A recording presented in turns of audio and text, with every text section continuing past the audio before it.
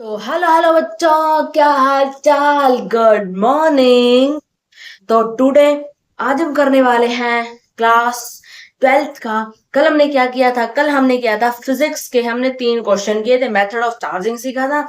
और हमें ये बताया था कि अगर चार्ज रेस्ट पर है क्या होगा, अगर चार्ज एक्सेलरेशन कर रहा है तो क्या होगा, और अगर एक चार्ज कांस्टेंट वेलोसिटी है उसकी चार्ज की तो क्या होगा। ये बात की थी मेथड ऑफ चार्जिंग, और हमने 3 क्वेश्चन किए थे। आपकी कल कम काम था। आज हम क्वेश्चन करेंगे उससे ज्यादा, थोड़े से क्वेश्चन करेंगे। आज भी कोई न्यू टॉपिक नहीं करेंगे, धीरे धीरे लेवल इंक्रीज करेंगे, यानी कि हर रोज थोड़ा थोड़ा काम करेंगे, एकदम ज्यादा स्पीड से नहीं करेंगे। पर एक मैं आज एक अलग से वीडियो डाल दूंगी एनसीईआरटी की। आपको एनसीईआरटी लाइन टू लाइन पढ़नी है। अगर आपको एनसीईआरटी आपके पास नहीं है तो आपको कोई आवश्यकता नहीं है। अगर आप हमारा लेक्चर देखते हो तो मैं इधर एनसीईआरटी वर्ड टू वर्ड लिखूंगी, आपको हर एक वर्ड समझाऊंगी, और वो हमने पढ़ चुका होगा, बस समझाने की आपको आवश्यकता है। और वहां से हम इंपॉर्टेंट लाइन करेंगे। भाई एनसीईआरटी अगर आपको अच्छे मार्क्स लेके आने बोर्ड में तो आपको एनसीईआरटी इज वेरी इंपॉर्टेंट। ठीक है। एनसीईआरटी अगर आपकी कंप्लीट हो चुकी है, अगर आपने पूरी पढ़ लेंगे जब हम, तो उसके बाद हम करेंगे क्या, कुछ क्वेश्चन प्रैक्टिस करेंगे। एक एग्जांपल बुक आती है एनसीईआरटी, उसको करेंगे। ठीक है। फिर उसके बाद एक और बुक करेंगे पीडीएफ की। पीडीएफ जैसे कि पीवाईक्यू करेंगे, बैंक क्वेश्चन बैंक करेंगे। ठीक है। फिर उसके बाद 100 लेयर के क्वेश्चन करेंगे, तो आपका एकदम पक्का हो जाएगा लास्ट तक। ठीक है। तो आज हम कुछ क्वेश्चन करेंगे, और फिर मैं आपको इसी वीडियो में, नेक्स्ट वीडियो में वो देख लेना आप। ठीक है। ये पार्ट थर्ड है, फिर पार्ट फोर्थ में आएगा वो एनसीईआरटी। ठीक है। अब देखो, इफ ए चार्ज, एक चार्ज है एक बॉडी पर, कितना चार्ज है भाई? इतना चार्ज है। इसका मतलब आपको बताया था मैंने, स्मॉल नैनो, यानी कि हमारे पास जो चार्ज है वो -1 × 10⁻⁹ -9 ठीक है। अब देखो एन एन हमें निकालना है। इसने बोला how many number of electron are present on the body, कितने इलेक्ट्रॉन प्रेजेंट है हमारी बॉडी के अंदर, वो हमें एन की वैल्यू में बतानी है। ई की वैल्यू हमारे पास होती है 1.6 × 10⁻⁻19 कूलम। ठीक है। अब हमें वैल्यू टेक, हमें एन निकालना है। एन कैसे निकालोगे? क्यू डिवाइड बाय में ई। ठीक है। क्यू कितना है? -1 × 10⁻⁹ ठीक है, डिवाइड बाय कितना है? 1.6 × 10⁻⁻9 माइनस। ठीक है। अभी इसको अगर कैंसिल करेंगे तो कितना है? ये आया 0.625। ठीक है। ये प्लस में 9 जाएगा तो भाई ये कितना हो गया हमारा? 10। तो 0.625 इंटू में 10 की पावर कितना हो गया? 10 हो गया। तो ये 10 की पावर 10 आया। अब 10 की पावर 10 तो कितना है? 62.5 इंटू 10 की पावर 9, ऐसा लिख सकते हैं। तो ये आ गया हमारा नंबर ऑफ इलेक्ट्रॉन।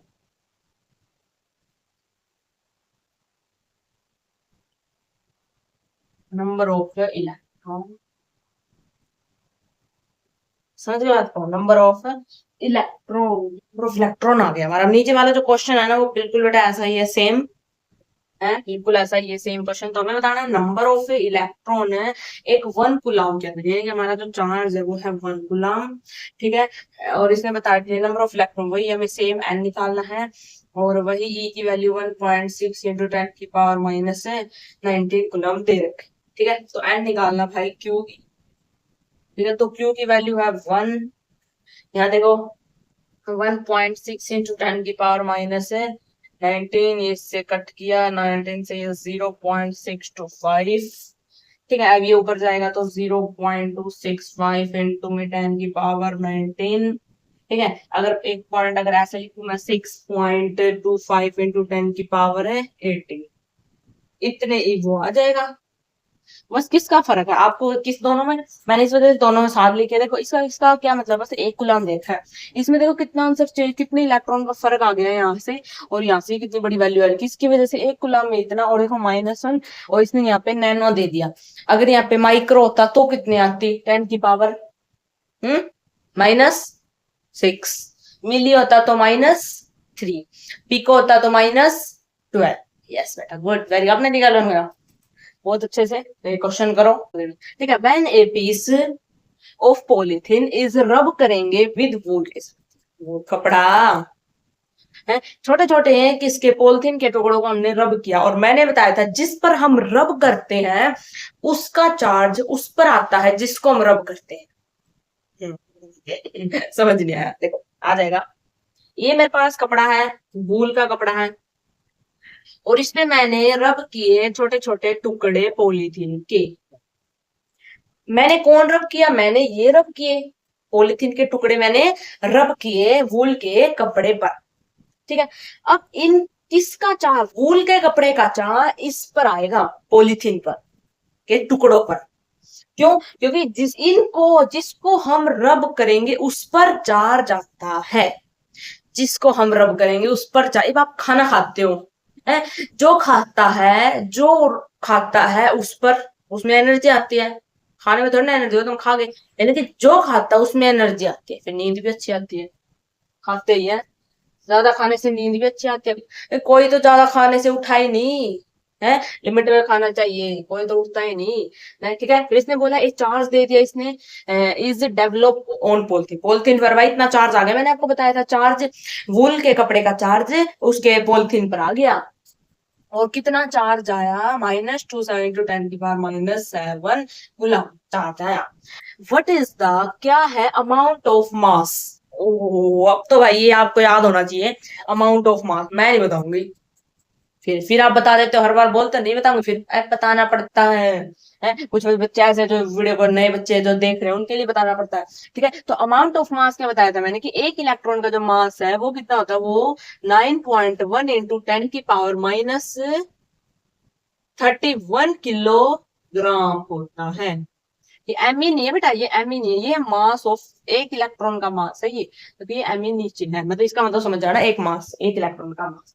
ठीक है, तो मुझे एक इलेक्ट्रॉन का मास, अब इलेक्ट्रॉन तो बताओ, एक इलेक्ट्रॉन का मास इतना है, तो ये तो बताओ इसके अंदर इलेक्ट्रॉन कितने हैं, तभी तो हम बता पाएंगे कि सारे इलेक्ट्रॉन का मास क्या है। इसने वही पूछा अमाउंट ऑफ मास, कि ट्रांसफर कितने हुए हैं पॉलीथीन पर, उनका मास बताना है। अगर पॉलीथीन पर ट्रांसफर हुए तो पॉलीथीन का मास बढ़ गया, देखते पॉलीथीन का मास कितना बढ़ गया। ये नहीं पता मैं कितना था पहले, उसमें जितना भी था देखते हैं उससे ज्यादा कितना बढ़ गया। ठीक है, तो क्यों हमें एन बताना है, एन यानी कि नंबर ऑफ इलेक्ट्रॉन बताना है, और एक, ठीक है, नंबर ऑफ इलेक्ट्रॉन बताना है किसके अंदर, पॉलीथीन पर कितने वो ट्रांसफर हुए हैं, पॉलीथीन पर कितने इलेक्ट्रॉन ट्रांसफर हुए हैं किसके कपड़े के, वो उसको नंबर, वो इलेक्ट्रॉन हमें निकालेंगे, वो इलेक्ट्रॉन निकालेंगे जो पॉलीथीन के टुकड़े पर आए हैं वूल से। ठीक है, तो हमें एन बताना है। E 1.6 × 10⁻⁻⁹ वही है, गन आपको याद होना चाहिए, सपने भी इसके आने चाहिए। कोई बच्चा अगर ये पूछ रहा है ना, ये पूछ रहा है ना कि ई की वैल्यू मुझे नहीं आती, तो चुल्लू भर पानी लो और उसमें डूब मारो, उसमें आएंगे नहीं है, उसमें आओगे नहीं तुम। एन निकालना है, Q = (10⁻⁷ into E 1.6 × 10⁻⁻19 है कूलम। ठीक है, अब यहां से आएगी एन की वैल्यू, और जो एन की वैल्यू आएगी हमारी, उसको हमें मल्टीप्लाई कर देना है इससे, 9.1 × 10⁻31 से। तो अब आंसर दिखा, अब आंसर आएगा, क्योंकि यहाँ से इलेक्ट्रॉन आ जाएंगे, यहाँ पे सारे, ये इलेक्ट्रॉन का, एक इलेक्ट्रॉन का मास है तो सारे इलेक्ट्रॉन का मास आ जाएगा। अरे इतना मैथ तो आता होगा, है IITian बनने वाले, इतना मैथ तो कर सकते हो, या पूरा साफ करके आए हो 11th है। अब देखो, पॉइंट से पॉइंट कुछ भी काट सकते हो, मैं मतलब बता देती हूँ, अगर ये ऊपर जाएगा, ठीक है, प्लस का 17 आ जाएगा इसको। देखो भाई, अब 10 की तो वैल्यू कितने आ रही है, 1.38 इंटू किलोग्राम में आएगी, ये देख लेना किलोग्राम में आएगी, क्योंकि 10 की वैल्यू, तो भाई 10 की वैल्यू देखना, यहाँ से प्लस प्लस हो जाएगा, तो आएगी तो माइनस ही, आएगी तो माइनस ही आएगी, ये तो पता चलेगा यहाँ से ना, 19 ये आई इसकी वैल्यू। ठीक है, समझो इसकी वैल्यू आएगी। अब क्वेश्चन करो आप, अगर पूरा, अगर आपको मेरे पे डाउट हो रहा है, अपने आप पे डाउट नहीं हो रहा है कि मैं अच्छा करूंगा, मतलब ठीक है, अगर लग रहा तो नहीं, वैसे सही है, ये ऐसे मल्टीप्लाई करके यही आना चाहिए वैसे तो। वैसे आप देख लेना, फिर मेरे हिसाब से तो यही आएगा कैलकुलेट करके। आप भी एक बार घर पे जाके सो सोल्व करोगे, इन क्वेश्चनों में ज्यादा कैलकुलेशन होते हैं, वो आप कर लेना। ठीक है, देखो ये क्वेश्चन क्या कह रहा है, इसमें एक 10⁻10 इलेक्ट्रॉन है, are required by a body every second, the time required for the body to get the total charge of 1 coulomb will be. ठीक है, इसने यहां से बोल दिया कि जो चार्ज है वो है भाई मेरा 1 कूलम का चार्ज, 1 कूलम का चार्ज इसने दे दिया। ठीक है। इसने बताया कि एवरी सेकंड में 10 इलेक्ट्रॉन हमारी बॉडी में रिक्वायर हो रहे हैं, हमारी बॉडी से रिक्वायर हो रहे हैं, बाहर बाहर निकल रहे हैं मतलब। जो जब हमारी बॉडी टू गेट प्राप्त कर चुकी होगी 1 कूलम का चार्ज, तो हमें उसके नंबर ऑफ इलेक्ट्रॉन बताने हैं।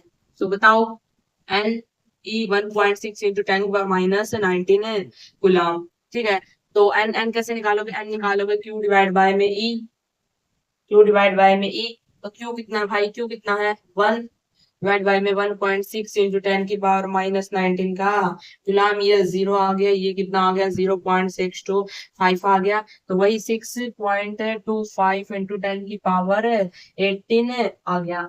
इतना आ गया, एन आ गया। अब इसने बोला हर बारी 10⁻10 इलेक्ट्रॉन निकल रहे हैं, तो निकल रहे तो वो कितना वो डिवाइड हो जाएगा, वो कितना हो जाएगा? वो डिवाइड हो जाएगा। तो ये माइनस, तो कितना है भाई? देख लो कितना है, 6.25 इंटू 10⁸8।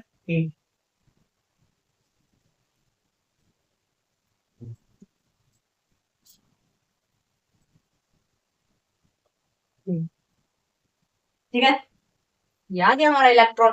ये ये आया मैं नंबर ऑफ इलेक्ट्रॉन, और हर उसमें कितने, जब उसमें 1 कूलम का चार्ज होगा तो उसके अंदर इतने इलेक्ट्रॉन। इसने बोला है कि तुम्हारे पास दो बॉडी है are charged by rubbing one against the, हम इसमें कहा कि ये हमारे पास दो बॉडी है। जो क्वेश्चन मिलेगा, मैंने आपने ये बात सिखा दी, अगर आप जो क्वेश्चन में देखते हो वही लिखो, एक एक लाइन पढ़ते हो और एक एक लाइन लिखो क्या दे रखा है, तभी क्वेश्चन आपको मुश्किल नहीं लगेगा। दो बॉडी दे दी, एक पर पॉजिटिव चार्ज है और इसने बोल दिया था अदर बिकम, एक पर नेगेटिव चार्ज है, ऑल नेगेटिव। ठीक है, तो then the mass of each body का मास क्या होगा? ऑप्शन देखो, रिमेन अनचेंज, क्या चेंज हो गया होगा? चेंज तो नहीं होता। हमने बात की जब हम दो बॉडी को रब करते हैं तो एक पर पॉजिटिव आ जाता है, एक पर नेगेटिव, वो सेम रहता है उसका मास, से मास का भी चेंज नहीं होता, थोड़ा बहुत सा इलेक्ट्रॉन आगे पीछे हो जाते हैं, थोड़ा सा चेंज आता है, पर वो क्या होता है, जो उनका टोटल जो मास है वो हमेशा सेम रहता है। इसने बोला अनचेंज, उसने बोला अनचेंज, रिमेनिंग अनचेंज, थोड़ा बहुत तो चेंज होगा, ये तो नहीं हो सकता। इसने बोला इंक्रीज होता है, कुछ इंक्रीज भी नहीं है, मार्जिनल को कुछ भी इंक्रीज नहीं होता। इसने कहा टोटल मास चेंज हो जाता है स्लाइटली, मास तो सेम रहता है, बस थोड़ा सा चार्ज इधर उधर हो जाता है। तो ये भी गलत है। तो सही कौन सा इसने बोल दिया? तो वैसे क्या इसने बोला कि चेंज स्लाइटली, कुछ थोड़ा सा चेंज आता है बट टोटल मास हमेशा सेम रहता है। बिल्कुल सही बोला इसने, क्योंकि सारे पॉजिटिव इधर आ जाते हैं, सारे नेगेटिव उधर आ जाते हैं, मास हमारा सेम रहता है, बस थोड़ा सा चेंजेस आ जाता है, किसी चीज का चेंजेस पॉजिटिव और नेगेटिव के रखने का चेंजेस आ जाता है। ठीक है, वही बात है फिजिकल प्रॉपर्टीज। रोंग बताना है इसमें, रोंग, गलत। ठीक है, चार्ज एक वेक्टर वेक्टर क्वांटिटी है। चार्ज क्या वेक्टर क्वांटिटी है? याद करो उन दिनों को जब हमने पढ़ा था कि चार्ज क्या होता है। जब चार्ज, हमने कोई चार्ज पकड़ते हैं, इधर चार्ज पड़ा था एक, ये रहा हमारा चार्ज, ये रहा भाई हमारा चार्ज। अब जब हम इस चार्ज को, ये चार्ज भाग रहा है, उधर दौड़ रहा है, ठीक है, कहीं पर भी हम इसको लेके जा रहे हैं, ऐसे कर रहे हैं, ऐसे कर रहे हैं, आपके पास भी चला जाएगा, मेरे पास भी आ जाएगा। और जो चार्ज है ये कभी नहीं बदलेगा, इसकी कोई डायरेक्शन नहीं होती, कहीं पर चला जाता है, ओनली इसका मैग्नीट्यूड होता है। हमने बात की थी, जी हाँ की थी। तो हमने वहां पे क्या किया था कि जो चार्ज एक वेक्टर क्वांटिटी है, स्केलर क्वांटिटी, हमने बात की थी कि वहां पे कि स्केलर क्वांटिटी है। क्यों है स्केलर क्वांटिटी? क्योंकि स्केलर क्वांटिटी में डायरेक्शन नहीं होती, ओनली मैग्नीट्यूड होता है, और वही चार्ज होता है। चार्ज में डायरेक्शन कहाँ होती है? सारे चार्ज ऐसे चल रहे क्या? दिख ही नहीं रहे, आप कैसे कैसे बताओगे कहाँ चल रहे हैं? तो ये भाई ये फर्स्ट ही गलत है। और देखते हैं, करंट एक स्केलर क्वांटिटी है। जी हाँ, करंट क्या है? एक स्केलर क्वांटिटी, उसकी भी कोई डायरेक्शन नहीं। सही बात है। चार्ज क्वांटाइज्ड है, yes. Charge is additivity nature है, जी यस, ये एडिट कर सकते हैं। याद करो ने बेसिक प्रॉपर्टी ऑफ चार्ज किया था, उसमें था ये फर्स्ट ही प्रॉपर्टी। ठीक है, तो फर्स्ट प्रॉपर्टी एडिटिविटी नेचर होता है। ठीक है, लास्ट क्वेश्चन है ये, आज भी थोड़ा ही काम करवाएंगे। 5 बॉल, 5 बॉल है, 5 बॉल है, 5। ठीक, 5 बॉल है हमारे पास, बनाओ 5 बॉलों को। एक बोल, दो बोल, तीन बोल, चार बोल, पांच बोल है। बोली बोल, बोलता बोल, बोल का क्या करेगा तू मेरे गोल है। अरे कितने आगे, पांच बोल आगे। इसने कहा है कि सेपरेटिंग थ्रेड, अगर मैंने वन और टू का पेयर बनाया और टू और फोर का पेयर बनाया और फोर और वन का पेयर बनाया, तो सो इलेक्ट्रो से अट्रैक्टिव, तो ये क्या होंगे, अट्रैक्टिव होंगे। यानी कि जब हमने वन का और टू का पेयर बनाया इसने, और जब टू का और फोर का पेयर बनाया, और जब फोर का और वन का पेयर बनाया, फोर का और वन का पेयर बनाया, तो ये क्या होंगे, ये अट्रैक्ट होंगे, अट्रैक्टिव होंगे, यानी कि एक दूसरे चिपकेंगे। तो क्या होना चाहिए, अगर मैं यहाँ पे वन को पॉजिटिव लिख दूं, टू को नेगेटिव, तो यहाँ पे टू नेगेटिव, फोर पॉजिटिव होना चाहिए। अगर यहाँ पे फोर पॉजिटिव तो वन भी पॉजिटिव हो गया, यानी कि ये वन तो पॉजिटिव नहीं हो सकता, नहीं, तो ये नेगेटिव भी नहीं हो सकता। नेगेटिव में वही केस बनेगा, यानी कि अगर मैं देखो इधर नेगेटिव रख दिया, यहाँ पॉजिटिव होगा, ठीक है, यहाँ पॉजिटिव तो फोर नेगेटिव होना चाहिए, फोर नेगेटिव तो वन भी ऐसा होगा, तो नेगेटिव वाला केस भी नहीं। तो यानी कि यहाँ से एक बात को समझ गए, यानी कि इसमें से एक बॉडी न्यूट्रल होगी, अगर एक बॉडी न्यूट्रल होगी, अगर देखो, अगर यहाँ पे वन हमारा मैंने न्यूट्रल ले लिया, ये टू मेरा पॉजिटिव है, मान लो ये पॉजिटिव है, ठीक है, और पॉजिटिव ये मान लो नेगेटिव है, ठीक है, ये फोर नेगेटिव है और ये न्यूट्रल है, तो भाई ये बिल्कुल सही बात है। यानी कि जो हमारी जो फर्स्ट बॉडी होगी वो न्यूट्रल होगी, यानी कि ये केस सही है, फर्स्ट बॉडी न्यूट्रल होगी। फिर इसने क्या बोला, जब अभी रेस करते हैं, यानी कि हमारी यहाँ से निकलेगी फर्स्ट बॉडी न्यूट्रल, हमें पता चले जब हमारी दूसरी बॉल और जब हमारी तीसरी बॉल, जब हमारी चौथी बॉल और जब हमारी पांचवी बॉल क्या करेगी, रिपेल करेगी, तो बताओ इन पर कितना चार्ज। देखो ये भी यहाँ पर कितना चार्ज था, टू पर हमने पॉजिटिव लिया था, यानी कि पॉजिटिव लिया था, ठीक है, यहाँ हमने नेगेटिव लिया, ठीक है, और फोर्थ पे हमारा क्या था, पॉजिटिव आया था, नेगेटिव आया था, नेगेटिव तो पॉजिटिव, तो अब ये क्या करेंगे, वही तो अट्रैक्ट करेंगे, sorry sorry sorry sorry, ripple से है ना, मैंने देखा नहीं। तो यहाँ पे टू पॉजिटिव था तो थ्री भी पॉजिटिव होना चाहिए, और भाई फोर वहां पे नेगेटिव था, फाइव भी नेगेटिव होनी है, कि जो थ्री है वो क्या होगा, वो यहाँ पे पॉजिटिव होगा, ये दोनों नेगेटिव होंगे, ये वाला सारा केस है। मैंने बना लिया, तो इसने बोला बताओ इसने क्या, इसने बोला है कि मुझे रफ पोल फर्स्ट बताओ, मस्ट भी, पहली में क्या, पहली बॉडी तो न्यूट्रल है, तो भाई जो इसका आंसर आएगा वो न्यूट्रल आए। समझ गए आपको, ऐसे आपको करना, ज्यादा लंबा थोड़ा ना था है। तो थैंक यू फॉर एवरीवन, इस वीडियो के लिए आपको वीडियो पूरा देखा, इतने ज्यादा तो क्वेश्चन भी नहीं थे हैं, और वोकल वाले आप तीन वीडियो क्वेश्चन कर लेना और ये क्वेश्चन कर लेना बस। और कल हम स्टार्ट करेंगे, पहले एनसीईआरटी करवाऊंगी, फिर मैं कुलम लो स्टार्ट करेंगे।